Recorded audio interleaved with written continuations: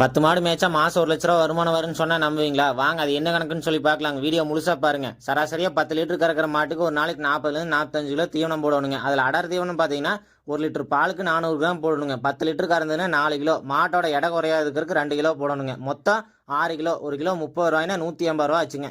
அப்புறம் வைக்கப்புல்லு போடணுங்க. ஒரு கட்டு 250 ரூபா ஆயிருதுங்க. ஒரு 5 நாளைக்கு போட்டோம்னா ஒரு நாளைக்கு 50 ரூபா.